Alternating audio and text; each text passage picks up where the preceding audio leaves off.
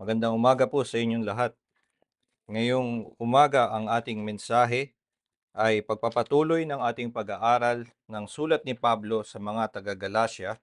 At tayo ngayon ay nasa kabanatang 3 at sisimulan natin mula sa talatang 15 hanggang 22. Galatians chapter 3 verses 15 to 22.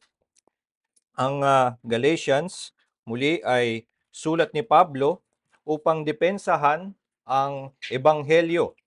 Ang mga taga-Galasya ay dating pinangaralan ni Pablo ng tunay na ebanghelyo, ngunit dala ng mga mangangaral na naglilinlang sa kanila ay nahuhumaling sila sa isang maling katuruan at nandito na nga sila sa bingit ng pagtalikod mula sa tunay na ebanghelyo, at itong si Pablo ay sumulat sa kanila upang sila'y pabalikin sa katotohanan.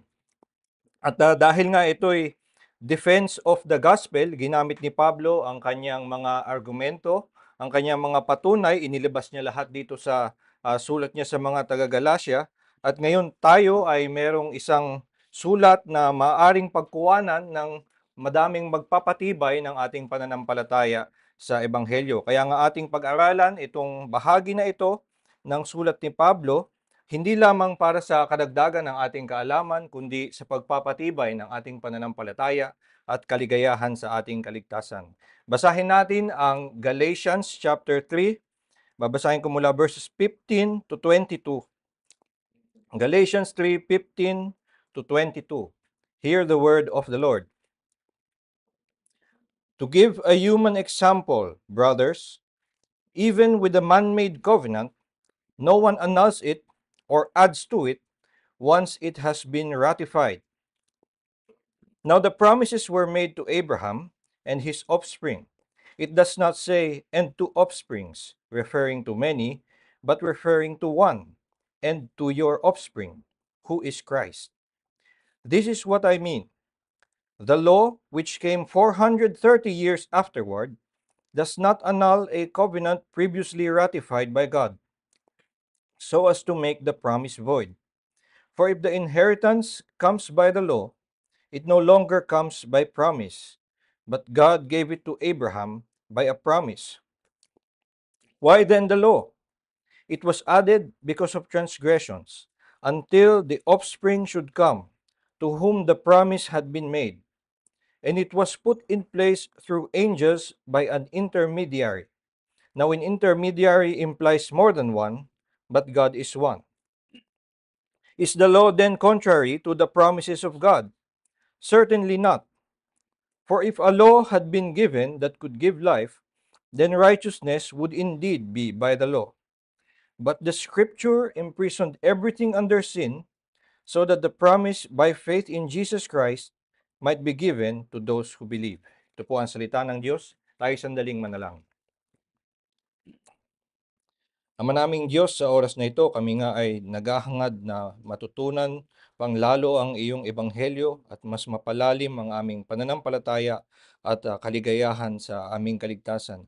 Nawa nga, tulungan mo kami na maunawaan ang bahaging ito ng sulat ni Pablo at paglinawin mo sa amin ang kagandahan ng iyong biyaya, ang iyong pag-ibig para sa amin at ang lugar ng iyong mga kautusan upang maunawaan naming lubos ang katiyakan ng aming kaligtasan. Ito po ang aming dalangin sa pangalan ni Jesus. Amen. Sa mga apostol ni Pablo, siguro, apostol ni Kristo, alam naman natin na merong 12 na mga apostol, plus si Pablo ay 13. At pero kung tatanungin tayo, siguro ang kaya lang natin pangalanan ay mga 4 o 5. At ang mga mapapangalan natin yon ay yung mga taong mas binabanggit, mas maraming kwento tungkol sa kanila. At sila'y naging mas kilala dahil siguro mas malakas ang kanilang boses at mas marami ang kanilang mga nagawa na naisaad dito sa banal na kasulatan. Hindi ibig sabihin nun, halimbawa, na yung mga kilala natin, si Peter, James, and John, yun naman yung mga usual na pangalan na mababanggit natin. Hindi ibig sabihin nun na sila siguro yung pinakamagaling na preacher doon sa 12. Hindi rin natin masasabi na siguro si Peter yung pinakabanal at parang sa alam nga natin mukhang hindi siya yung pinakabanal sa kanilang 12. For all we know, pwedeng si Thaddeus pala yung pinaka-sweet sa kanila at si Bartholomew yung pinaka-charismatic preacher.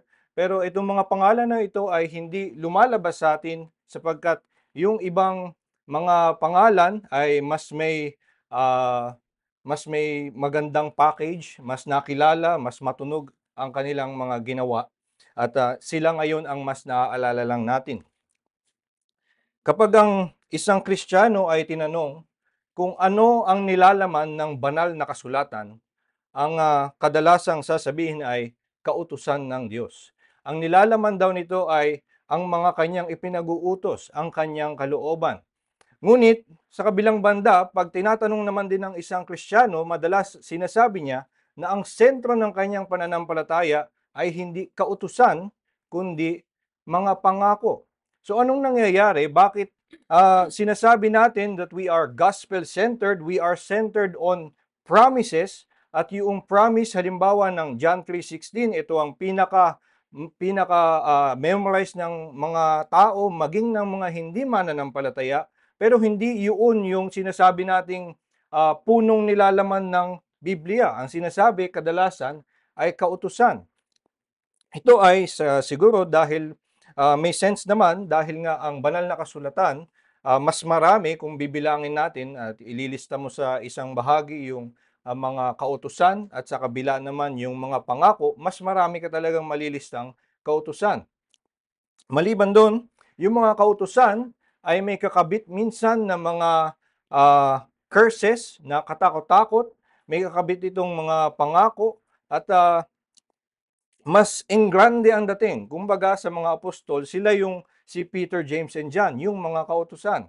At yung mga pangako, mas tahimik, mas nakatago, mas nasa background lamang. Kaya ang nangyayari ay ang tingin natin sa Biblia, ang ating pagsukat sa Kanya, ang laman nito ay mas kautusan ng Diyos. Pero kailangan nating matutunan kung paano nga talaga pagsamahin itong kautusan ng Diyos at ang kanyang pangako at paano sila, ano ang relationship nila sa isa't isa. At sabi ni Martin Luther, ito ang chief na kailangang ginagawa ng isang theologian. At kung hindi ito kayang gawin ng isang theologian, hindi nyo siya dapat kailanman pagturuin. Ito ang pag-unawa ng kautusan ng Diyos at ang kanyang pangako, at dapat nating makita kung paano dapat sila nagsasama, ano ang kanilang pagkakaiba, ano ang kanilang relasyon sa isa't isa. At ito ang matututunan natin mula dito sa talatang ito. So, una makikita natin na ang pinapatunayan ni Pablo, kahit na ang madalas na pananaw tungkol sa banal na kasulatan, ito ay puno ng kautusan, mas nangingibabaw dapat ang pangako, or at least ito ang mas may prominenteng lugar. Kahit na mas konti sila, siguro mas mahina sila, pero ang pangako ang pinaglilingkuran ng kautusan at hindi baligtad. So tignan natin simula una yung verse 15 to 18. Dito pinapakita ni Pablo na ang pangako ay nauna at mas mataas kaysa sa batas. Gumamit siya ng isang analogy mula sa experience ng tao in real life. At ito ay yung tungkol sa sinabi niyang man-made covenant. To give a human example, brothers, even with a man-made covenant, no one annuls it or adds to it once it has been ratified. So dito nag-refer siya sa isang siguro sa kaalaman ng tao nung panahon na yon, ang mga sinabi niya man-made covenant ay hindi na dapat palitan kapag ito ay na-ratify na.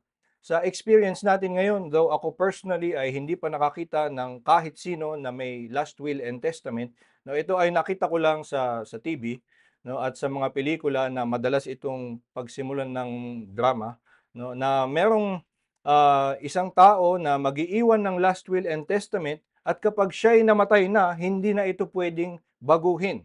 Siyempre habang siya'y nabubuhay pa, ay kung gumawa siya ng last will and testament, pwede niyang palitan ulit na pag-iibahin niya kung kanino niya ibibigay, kung kanino niya gustong iwan yung kanyang property. Pero kapag siya'y patay na, wala nang magagawa yung mga pag-iiwanan at magtatampo na lang sila kung sila man ay initsapuwera dun sa last will and testament at kailangan lang nilang tanggapin kung ano yung iniwan sa kanila.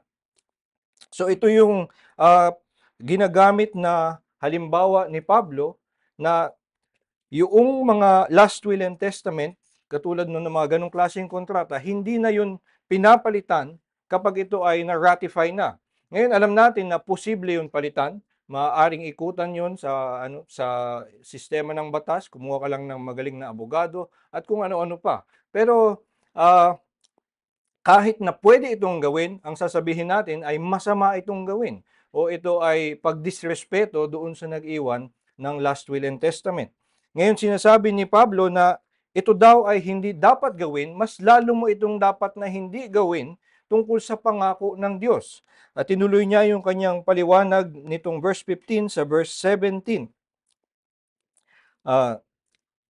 Sabi niya na, this is what I mean. The law, which came 430 years afterward, does not annul a covenant previously ratified by God, so as to make the promise void. So, nilinaw sa atin muna sa verse 16 na yung pangakong kanyang tinutukoy ay yung pangako kay Abraham na siya ay pagpapalain. Ngayon, kung nangako na kay Abraham noon pa lang na pagpapalain si Abraham or gagamitin ang kanyang binhi na pagpalain ang buong mundo at nilinaw ito nung isa sa mga pinag-aralan natin dati na yung pangakong yun ay tumutukoy kay Kristo. Ngayon kung noon pa lang ay nangako na pagpapalain daw ang buong mundo sa pamamagitan ng binhi ni Abraham, ay meron ng pangako at ito daw ay ratified na. Ginamit ito sa Hebrews chapter 6, pinaliwanag nung manunulat na nung nangako ang Diyos kay Abraham ay he swore an oath. Ngayon, kadalasan ang mga tao ay kapag sumusumpa, ang gusto nilang gawin ay iparating doon sa kanilang sinusumpaan na sila ay seryoso, sila ay sincere sa kanilang ipinapangako, kaya mag-swear sila. Ang sabi sa Hebrews 6:13 ay they swear on something higher than themselves. So, minsan ang ginagamit nila ay medyo maloko pero sasabihin nila, I swear to my mother's grave. So, ang kanilang sinasabi ay kung hindi ko gawin itong pinapangako ko, ay para kong binabastos yung puntod ng nanay ko. So, on my mother's grave, or minsan ginagawa din na imbis na halimbawa may nangako na I swear on my life, minsan hindi nakukontento yung pinapangakuan na baka di mo naman pinapahalagahan yung pangalan mo, ay yung sarili mong buhay. So, gusto ko sumumpa ka sa buhay ng iyong mga anak. So, minsan para talagang paigtingin yung kanilang pagsumpa, ay hinahanap talaga ano ang mahalaga sa iyo. So, yung tao ay susumpa naman, I swear on my children. So, kapag ginawa nila yon ay nagkakaroon ka ng belief na yung taong yun na sumusumpa ay talagang sincere sa kanyang pangako. Ngayon, sabi ang Diyos daw, dahil wala na mas mataas sa kanya na masusumpaan, alam niya yon, kaya ang sinumpaan niya ay ang kanyang sarili. Sabi niya ay, I swear on my own name, gagawin ko itong pangakong kong ito. So itong pangako ng Diyos kay Abraham ay ratified, God swore an oath, at ito ay nauna, ang binigay na figure sa verse 17 ay 430 years bago ibigay ang batas ni Moises.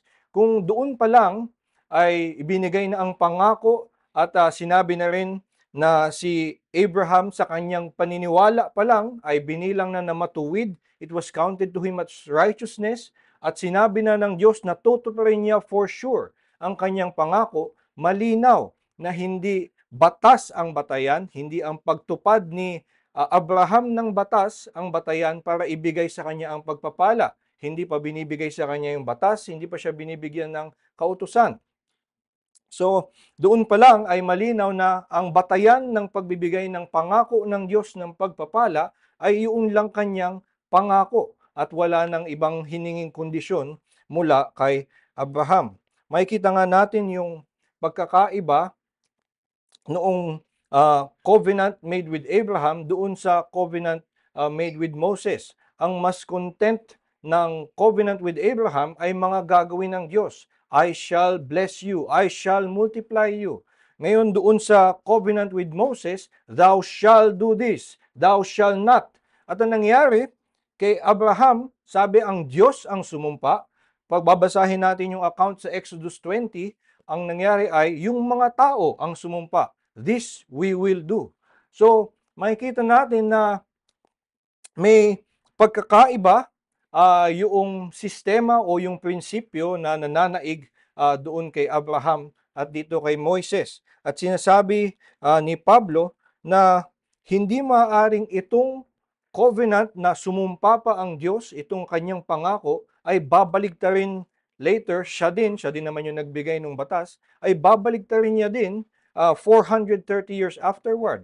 Kung 400 taon na nagliligtas ang Diyos sa pamamagitan ng pananampalataya at hindi pa binibigay ang batas, malinaw na ang batayan lamang ng pagbibigay ng pagpapala ay ang kanyang pangako at hindi ang batas. Ngayon, ang argument niya na ito ay nakabase doon sa kung alin ang nauna. Yun yung nililinaw sa verse 17, nauna yung batas, the law, ay nauna yung pangako, at dumating lang yung batas 430 years afterward. Ito ay isang computation, kung i-compute nyo mula nung panahon ni Abraham papunta kay Moises, bandang 430 ang makukuha yung number. At ito yung during their time, the rabbis used this number all the time to summarize kung ano ang pagitan ng between Abraham and Moses. So ito daw ay 430 years at kung ganun kalaki ang pagitan, malinaw na malayo na na-establish na yung pangako bago dumating yung batas. At actually, maging sa Romans 4 ay gumawa si Pablo ng ganitong argumento at doon, ang pinakita lang niyang pagkakaiba ay kung alin ang nauna, yung pangako kay Abraham o yung utos kay Abraham na siya ay magpatuli. So ito ay hindi 400 years ang pagitan, kundi nasa buhay lang din ni Abraham. Una siyang pinangakuan ng pagpapala bago siya utusan na magpatuli. At kung ganon, malinaw na maging kahit sa buhay ni Abraham, dahil nauna yung pagpapala sa kanya bago siya bigyan ng mga kautusan, ay pagpapala ay nakabase lamang sa kanyang pangako. Itong mga argumentong ito ay ibinibigay ni Pablo para patunayan in salvation history at para maunawaan kung ano ang relationship nung pangako kay Abraham doon sa batas ni Moises. Pero maaari din natin itong mai-apply sa relationship ng pangakong tinanggap natin sa Ebanghelyo at ang batas na tatanggapin natin kapag inaaral natin ang salita ng Diyos. Sa ating experience bilang Kristiyano, nauuna din ang pangako bago tayo bigyan ng batas. At ganun nga rin yung mismong turo ni Jesus na dapat gawin ng iglesia. Go therefore, make disciples of all nations, baptizing them, teaching them to do everything that I have commanded you. So, doon sa kanyang pagkakadescribe, kapag gagawa ka ng disipulo, mauunang sila ay nagiging disciples, you baptize them, you embrace them into the fellowship of the church, at kinilala mo na silang mananampalataya at ligtas, at saka mo pa lang sila bibigyan ng mga kautusan. So nauuna na kinikilala ang pagpapala sa kanila bago pa ibigay yung mga kautusan. So malinaw din doon na yung kanilang kaligtasan ay hindi nakabase sa kanilang pagsunod, ibinibigay ito sa kanila kapag sila ay naligtas na. At kaya nga sinasabi rin ni Pablo sa verse 18, hindi lang sa kung ano ang nauna, kundi meron ding uh, principally different between the law and the promise. Sinabi niya na if the inheritance comes by the law, it no longer comes by promise, but God gave it to Abraham by a promise. Ngayon, ang sinasabi dito ni Pablo ay halimbawa, ako ay nangako sa inyo na ibibigay ko ang lahat ng aking pag-aari sa inyo. So, after a few years ay kiniklaim nyo ngayon na, o sige, kukunin ko na dahil ipinangako mo sa amin na ibibigay mo yan. Pero biglang sasabihin ko, ay may kondisyon pala. Kailangan ay meron kayong ibayad sa akin, kailangan nyo kung bigyan ng ganitong mga pagkain, etc. So, kung ganito ang gawa ko ng pangako, nangako ako dati, tapos biglang sasabihin ko na, ay actually, meron akong mga requirement, ay hindi totoo yung aking pangako. I made the promise void. So ganito ang sinasabi ni Pablo na hindi maaari na nung nangako si ang Diyos dati ay ang nangyari lang ay lilinawin niya after 430 years na ay actually kailangan nyo palang sumunod. So ang nangyari pag ganun ang pag-unawa natin sa batas ni Moises na ibinigay ito para just to make explicit what was assumed during the time of Abraham, na dati pa naman din si Abraham actually ay kailangang sumunod. Pero ngayon lang nililinaw, 430 years later, parang ang nangyari ay binaligtad na nga yung pangako. The promise was made void. It no longer comes by promise, pero sinasabi nga, God gave it to Abraham by a promise. So, hindi maaari din na isipin lang natin kahit na nauna nga yung batas, pero dumating nauna yung pangako, pagdating ng batas, walang ibang sinasabi yun. Ito ay nililinaw lang yung dating pangako. Well, kung pangako siya dati, hindi pwedeng maging batas after 400 years. Kasi nga kapag batas talaga, ito ay ibang prinsipyo na at ito na ay nagiging utang ng Diyos sa kanila, kailangan na itong bayaran ng mga tao, kailangan na itong pagsilbihan bago nila ito makamit. Nilinaw nga na ito ay it comes by a promise. Ngayon, sa atin din, kapag tayo ay nagkakaroon ng mga struggle sa buhay, sa ating buhay pananampalataya, sa ating kasalanan, sa ating paglago sa kabanalan, minsan din ito ang mga kailangan nating unawain, paano gagamitin ang mga pangako ng Diyos at ang kanyang mga batas. Ang nangyayari madalas ay mas kumikiling tayo doon sa batas. So, ang nangyayari ay pinangakuan tayo ng kaligtasan sa Ebanghelyo at ang pangako ng Ebanghelyo ay na ang lahat ng tao, maging ang pinakamasahol na makasalanan, kung siya ay sumampalataya, siya ay tiyak na sa kanyang kaligtasan.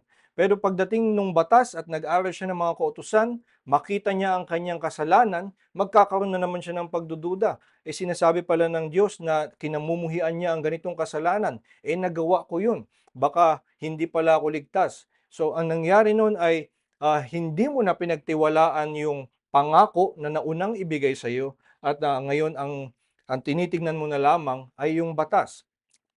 Sinasabi sa atin na dapat makita natin na uuna yung pangako, maging sa ating sariling experience. Nauna tayong pinangakuan at hindi ito mababaligtad ng batas. Kahit gaano pa man ito kalakas ang boses, tulad nga nung analogy ko kanina. Ito ay magandang na ipapahiwatig doon sa Heidelberg Catechism sa question number 60. Ang question 60, ang tanong ay, how are you righteous before God? At ang sagot ay, only by true faith in Jesus Christ. At meron siyang sunod na isang paragraph pagkatapos nun na sinagot lang niya, how are you righteous? Only by faith. Pero meron siyang paglilinaw kung ano ang magiging karanasan mo.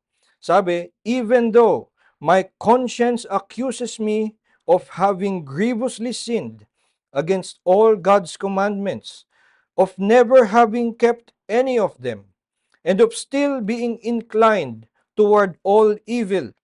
Nevertheless, without any merit of my own, out of sheer grace, God grants and credits to me the perfect satisfaction, righteousness, and holiness of Christ, as if I had never sinned, nor been a sinner, as if I had been as perfectly obedient as Christ was obedient for me. The only thing I need to do is to accept this gift with a believing heart.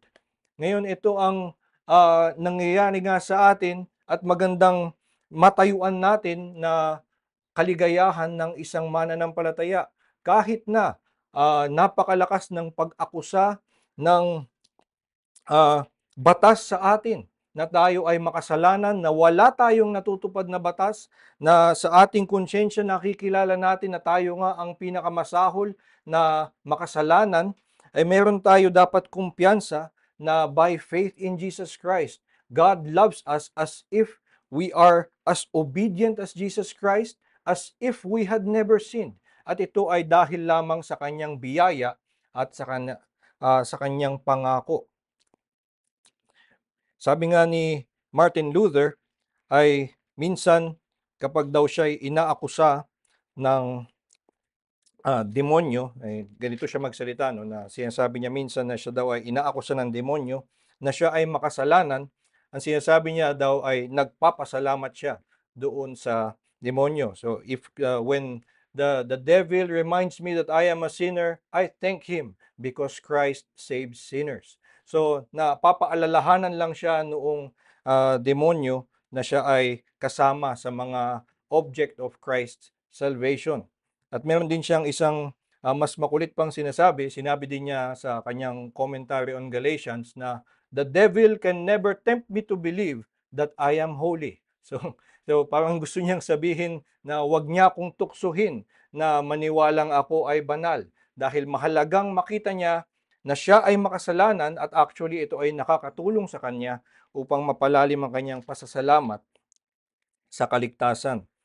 So ito ang isang maaari nating makuha dito. Ang pangako ay mas nangingibabaw kaysa doon sa batas. At hindi maaaring yung batas ay baligtarin itong ipinangako ng Diyos.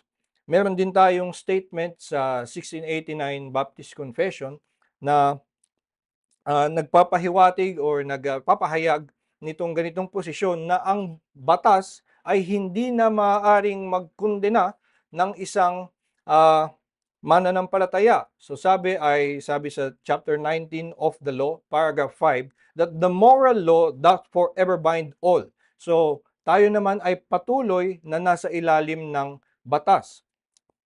Pero sabi sa chapter paragraph 6 ay na yung believers are not under the law as a covenant of works to be thereby justified or condemned. So, meron sinabi doon na believers are not under the law, pero hindi niya sinasabi yun na as a blanket statement that we are not under the law in any way.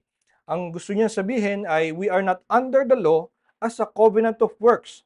At ang hindi pwedeng gawin ng batas ay una, hindi tayo nito maliligtas. We cannot be thereby justified. At yun yung isa sa paulit-ulit nating pinag-uusapan sa sulat na ito, na walang daan ng kaligtasan sa batas. Ang ginagawa ng batas ay idiin ang ating kasalanan. Pero sinabi din doon na you cannot be thereby justified by the law or condemned. You cannot be condemned by the law. Ang believer, ang mananampalataya ay naligtas na and they cannot be condemned by the law. At ito ay sumasang-ayon lang sa sinasabi rin ni Pablo, Romans 8, there is no more condemnation for those who are in Christ. Ang buong puot ng Diyos ay sinalunan ni Kristo at wala nang kahit anong patak ng galit ng Diyos na dadaplis pa sa atin. At ganoon ka buo ang ating kaligtasan na kaya nating maging sigurado, there is no more, none ever, condemnation for those who are in Jesus Christ. So ito ang maaari nating magamit din sa ating buhay pananampalataya kung tayo ay humawak na sa pangako ng Diyos na tayo ay tayo ay ituturing niyang anak, tayo ay may kumpiyansa na itong batas ay hindi na makapagpapatunay na tayo ay hindi mananampalataya o hindi ligtas. Hindi maaalis ng batas ang ating kaligtasan. Ang ebanghelyo, ang pangako ng Diyos ay tiyak na sa atin. Pero ang ibig sabihin ba nito ngayon, kung hindi pala walang magagawa yung batas doon sa ating kaligtasan o doon sa pangako, ibig sabihin ba ay nawala ng saysay yung batas? Ito mismo ang tinatanong at sinasagot ni Pablo simula verse 19. Sabi niya, "Why then the law?" Ang kanyang sagot ay, ang pagkakasabi niya, "It was added because of transgressions." Ngayon, doon pa lang ay hindi ganun kalinaw kung anong ibig sabihin nung dahil sa kanyang wording, sa the way he said it, hindi immediately obvious sa atin kung ano ang ibig niyang sabihin. Dahil daw sa pagsuway, it was added because of transgressions. Pero kung titignan natin ang iba pang sulat ni Pablo, especially Romans 4 and Romans 7, lumilinaw ang ibig niyang sabihin at pwede rin itong paglilinaw doon sa ginamit kasi dito ang salitang because of ay ang mungkahi ng iba dapat daw ay for the sake of. Yung Greek word na ginamit ay maaaring pwedeng because of kung ano yung sanhi or kung ano ang goal, for the sake of. So in this case, sabi ay bakit daw ibinigay ng Diyos yung batas for the sake of transgressions? At makikita natin na sa chapter 7 una sa chapter 4 binanggit doon na where there is no law, there is no knowledge of sin. So ang isang nagagawa ng batas ay ipakita or magkaroon ng kaalaman ng kasalanan. At medyo ganun din yung sinasabi ni Pablo sa Romans 7. Sabi niya, I would not have known what it is to covet until the commandment said, thou shall not covet.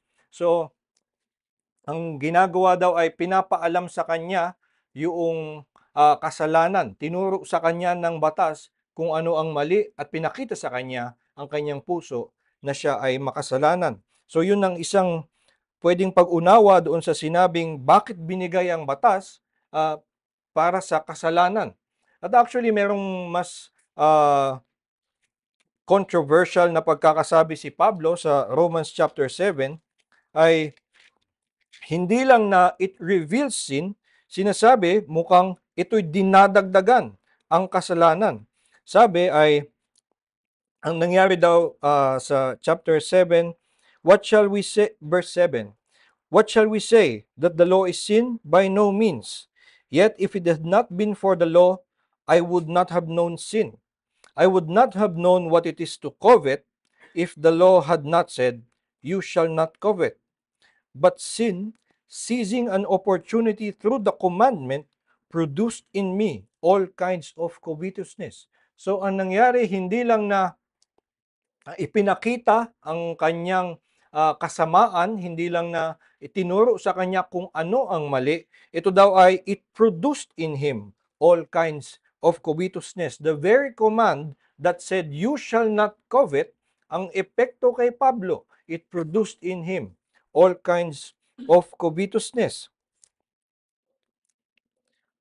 Meron pang isang mas alarming na phrase na ginamit si Paul dito sa verse 13, chapter 7, verse 13.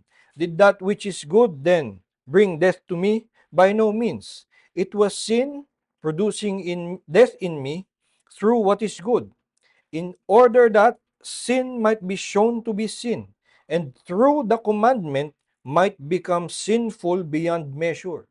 So, ang ginagawa daw nung batas or sa pamamagitan nung kautusan, ang kasalanan becomes sinful beyond measure. Ay lalong pinapatindi ang kasalanan. At actually, madali itong maunawaan kung balikan natin yung sa Galatians 3. Ang ginamit niyang salita ay transgression. Diba? It was because of transgressions. At itong salita ay isang technical term, hindi niya sinabing because of sins. Ang sinabi niya ay transgressions, at ang tinutukoy niya dito, kaya niya ginamit ang salita na ito, ay ang transgression kasi ay particularly a known na rebellion against a known command. Kasi nga, pag transgression, meron ng kautusan, meron ng sinabi sa iyo na ito ang hindi mo dapat gawin, at ang nangyayari ay you transgress it, sumuway ka talaga knowingly, and that is making sin even more sinful. Kasi mas blatant, ito ay talagang pagrebelde, at ito ang ginagawa daw, kaya binigay ang batas upang ipakita ang ating kasalanan at ipakita pa talaga kung gaano katindi ang ating kasamaan na tayo ay talagang susuway, we become transgressors. So, ito daw pagbigay ng batas ay sabi sa verse 19, ito daw ay in effect until the offspring should come to whom the promise had been made. Ngayon sa verse 16 binanggit na yung pangako daw kay Abraham ay nag-refer to an offspring which is Christ. So ginamit niya yung fact na yung ginamit na salita ng Diyos ay singular, and to offspring and not offsprings. Paglilinaw lang ano no, kasi yung salitang offspring ay isa namang collective noun, at pwede naman talagang tumukoy ito sa marami, at alam yun ni Pablo. No? So makikita din natin later on na sinabi niya, you are the offspring of Abraham. So kung ikaw din ay offspring of Abraham, alam ni Pablo na pwede mong gamitin ang salitang yun to refer to many people. So itong argument niya na ito ay hindi actually pag-interpret noong pangako ng Diyos kay Abraham.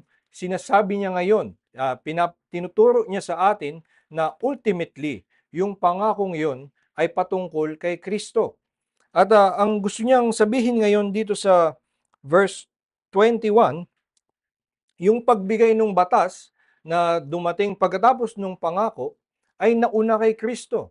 At kung nung una pa lang sa nangako ang Diyos, ang nasa isip na ng Diyos ay ang pagpapala sa pamamagitan ni Kristo, malinaw ngayon na yung pagbigay ng batas ay hindi para unahan si Kristo.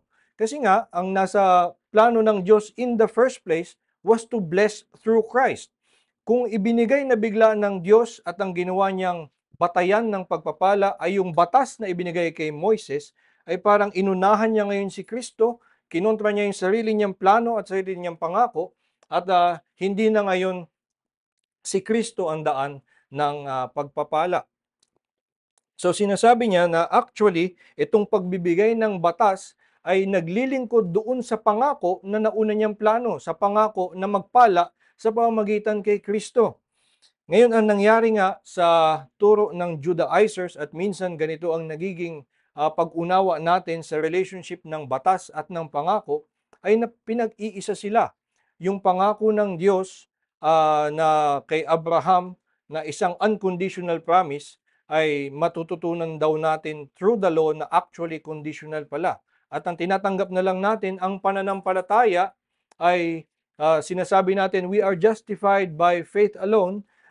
Pero gagawin natin ngayon ng paraan na itong faith, kailangan ikaw ay mabuti. Ang faith kailangan ay mapatunayan na ikaw ay repentant, ikaw ay masunurin. Kung hindi ka masunurin ay biglang hindi ka pala maliligtas. So bigla nating ibabalik ang kautusan doon sa definition ng pananampalataya, at muli we make the promise void. So ito yung sinasabi ngayon dito ni Pablo, itong pagbigay ng kautusan ay para ihanda yung mga tao para dun sa pagpapala, at hindi ito kumukontra doon sa pagpapala. Sa ang ginamit niya salita sa verse 22, the scripture imprisoned everything under sin so that the promise by faith in Jesus Christ might be given to those who believe. So ginamit niya yung image na ito daw batas ang ginagawa sa pamamagitan ng sabi niya scripture na naman or God, ang ginawa ay He imprisoned everything under sin or pinakita na wala kang takas. Ikinulong ka na ikaw ay makasalanan at ang tangi mong paraan ay yung pananampalataya kay Kristo, yung pinangakong kaligtasan. So by imprisoning you, ikaw ay inihahanda na umasa lamang doon sa biyaya ng Diyos sa kanyang pangako. Ito ang ginagawa ng batas at gaito dapat natin ito unawain. Pero ang nangyayari nga ay minsan ang tinitingnan natin para tayo ay halimbawa kapag tayo ay may kasalanan na kailangang patayin sa ating sarili, meron tayong struggle sa isang kasamaan na paulit-ulit nating ginagawa, ang pinag-iisipan nating solusyon ay tingin natin ang paraan ay gumawa ng mas marami pang batas. So halimbawa, ang isang nag-i-struggle na kalalakihan with pornography, ang kanyang usual na solusyon ay gumawa ng mas marami pang rules sa kanyang sarili. Ay kailangan matutulog na ako ng 10 o'clock or magsa-sign up ako sa isang program na isusumbong ako sa isa kong kaibigan kapag nag-sign in ako dito. So, itong mga sistema na ginagawa niya, ang ginagawa niya ay nagdadagdag siya ng batas. Meron ding mga naniniwala na sa pamamagitan halimbawa ng accountability partner, so kukuha ko ng accountability partner at ang mangyayari tuwing magkakasala ako, ang rule ko ay sasabihin ko sa kanya para ang mangyayari ay at least mahihiya ako kasi kadalasan ng kasalanan ay ginagawa ko by myself. Pag meron akong accountability partner, at least meron akong kailangang pagsabihan.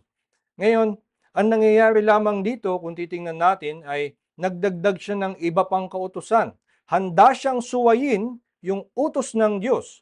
Pero tingin niya, pag gumawa siya ng mga utos niya sa sarili niya, yun ang magliligtas sa kanya. At matatakot siya dun sa kanyang accountability partner kaysa sa Diyos na siya ang nakakatikita ng iyong kasalanan. So sinabi nga ni Pablo sa Colossians chapter 2 na bakit kayo nagpapasakop sa mga regulasyon, do not eat, do not touch, these all have a resemblance to godliness and have a severity to the body, but they are of no value in stopping the indulgence of the flesh. So, makikita natin itong wisdom na tinuturo na pwede nating matutunan sa sulat na ito. Itong paano gamitin ng batas para lumaban sa kasalanan. Actually, hindi batas ang solusyon kundi kumapit muli tayo sa pangako ng Diyos.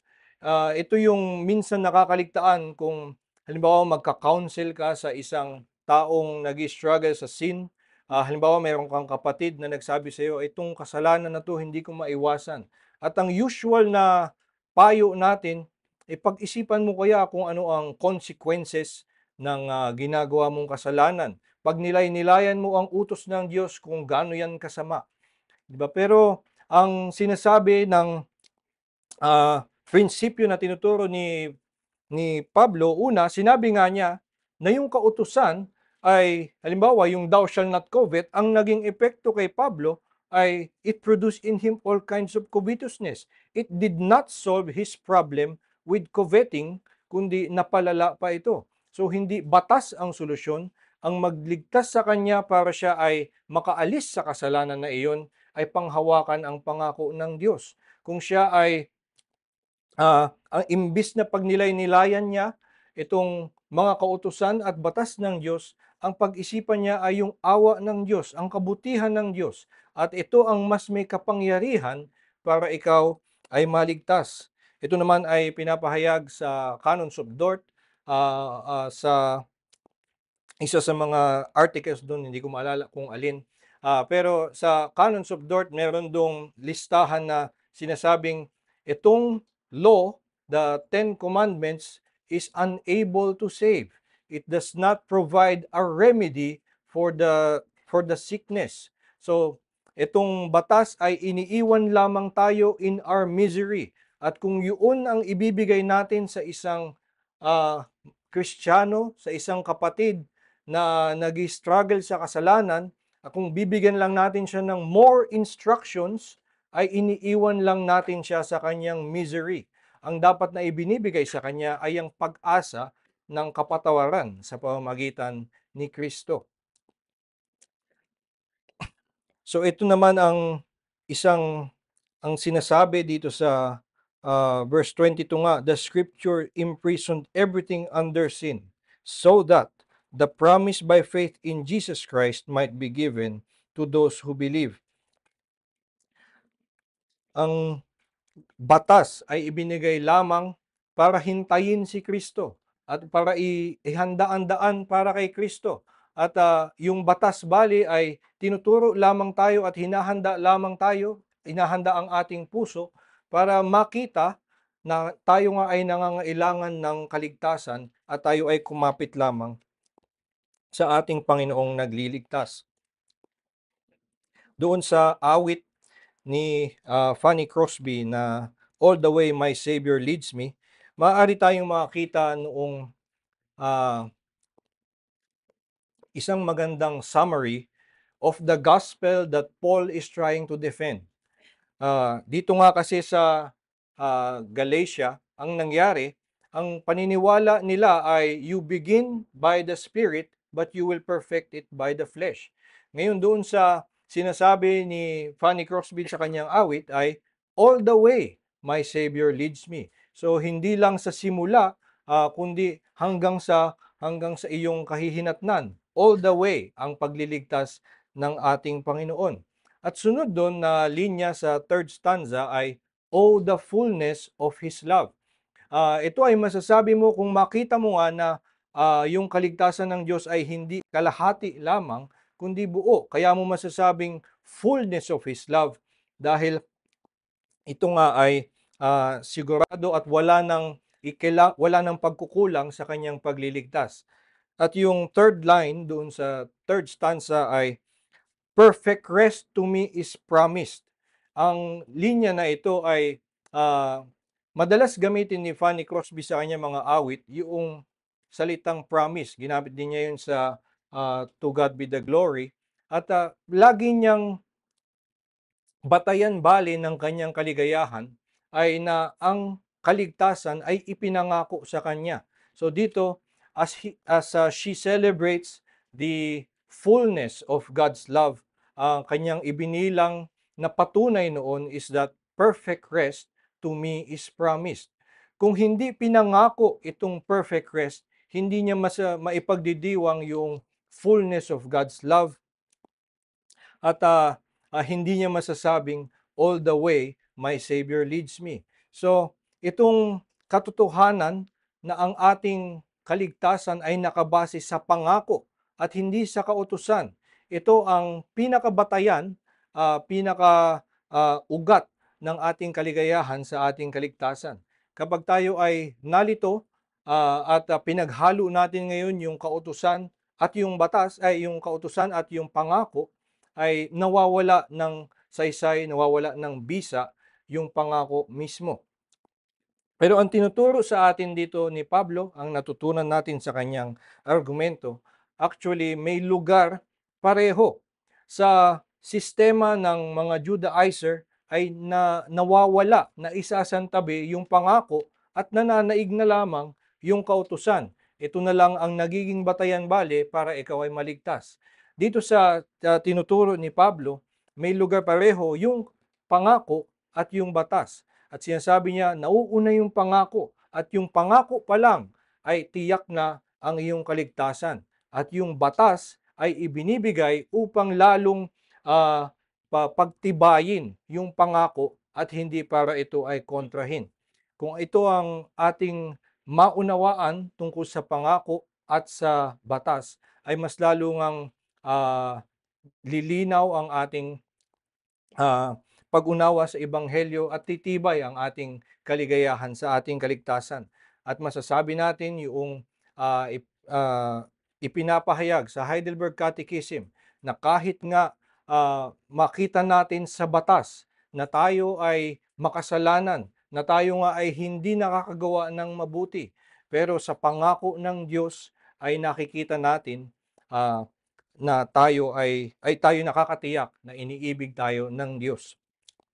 Merong statement sa 1689 Confession, dun din sa chapter 19, paragraph 6, na although believers are not anymore under a covenant of works to be thereby justified or condemned, yet it is of great use to them. So, meron pa ring gamit yung batas, maging sa mga mananampalataya, kahit hindi na nito maaalis ang kanilang kaligtasan. At ang sinabi ng 1689 Confession na gamit ng batas ay na yung batas daw continues to reveal to us our sin and need for Christ. And also, it shows us the perfection of Christ's obedience.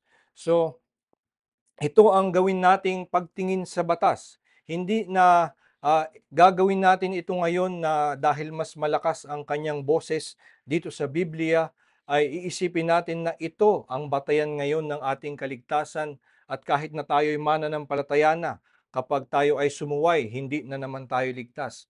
Panghawakan nga natin yung pangako ng Diyos, at gamitin natin yung batas ng tama, na ito ay nagpapakita ng ating kasalanan at ng perfection of Christ's obedience. Ito lamang ang ating pag-asa, sabi nga ni John Gresham Machen, no hope without it.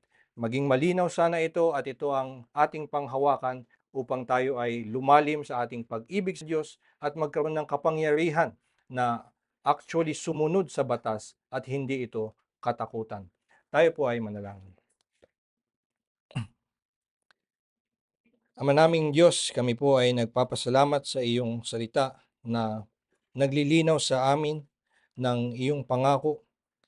Nawa nga, Panginoon, ay matutunan namin na maunawaan ang iyong mga salita, maging pangako man ito o kautusan. At nawa matutunan namin kung paano ito panghawakan, paano sila pag-ibahin, at paano din sila pagsamahin. Nawa nga ay makita namin na sa kautusan kami ay makasalanan, at makita namin sa iyong pangako na bagamat kami makasalanan, meron kaming katiyakan na ikaw ay handang magbiyaya sa amin ng kapatawaran at katuwiran. At mula nga sa pangakong ito ay nagkakaroon kami ng kakayanan na may kaligayahang sumunod sa iyong batas, bagamat ito ay patuloy na nagpapakita sa amin ng aming kasalanan. Turuan mo nga kami na sa aming buong buhay, ang aral na ito ay matutunan namin upang sa lahat ng aming mga araw ay hindi mawala ang aming kaligayahan, hindi mawala ang aming katiyakan sa iyong mga pangako, at sa lahat ng aming gagawin ay lalo pang mapalalim ang pag-ibig sa iyo, at matulungan kami na sumunod sa iyong batas at umibig sa aming mga kapwa. Ito po aming dalangin sa pangalan ni Jesus. Amen.